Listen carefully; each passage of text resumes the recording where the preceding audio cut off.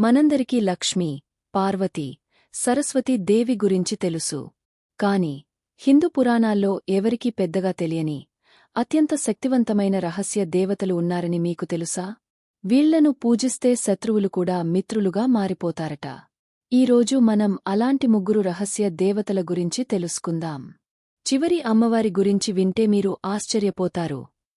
మొదటిది వరాహదేవి. ఈమె లలితా పరమేశ్వరి దేవి సైన్యాధ్యక్షురాలు, commander in chief. సప్తమాతృకలలో ఒకరైన ఈ అమ్మవారి ముఖం వరాహ రూపంలో ఉంటుంది. ఈ అమ్మవారిని ఎక్కువగా రాత్రిపూట మాత్రమే పూజిస్తారు. కోర్టు కేసులు, ఆస్తి గొడవలు, శత్రుబాధలు ఉన్నవారు వారాహి దేవిని నమ్మితే చాలు, విజయం ఖచ్చితంగా మీదే అని పురాణాలు చెబుతున్నాయి. రెండవది బగళాముఖీ దేవి. ఈమెను స్తంభన దేవత అంటారు. అంటే మనపై ఎవరైనా లేనిపోని నిందలు వేస్తున్నా, మన వెనుక కుట్రలు చేస్తున్నా ఈ అమ్మవారిని తలుచుకుంటే చాలు, శత్రువుల నోరు కట్టేస్తుందట. ఈ అమ్మవారికి పసుపు రంగు అంటే చాలా ఇష్టం. అందుకే ఈమె పూజలో పసుపు వస్త్రాలు, పసుపు పూలు ఎక్కువగా వాడతారు.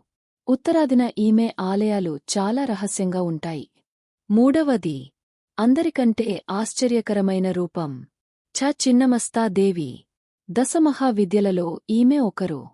ఈ ఫోటో చూడండి. అమ్మవారు తన తలను తానే ఖండించుకుని తన రక్తాన్ని తన భక్తులకు, డాకిని, వర్ణిని ఆహారంగా ఇస్తుంది. ఇది త్యాగానికి ప్రతీక. సృష్టి చక్రం నడవాలంటే త్యాగం అవసరమని ఈ రూపం చెబుతుంది. కుండలిని శక్తిని నిద్రలేపడానికి యోగులు ఈమెను రహస్యంగా ఉపాసన చేస్తారు.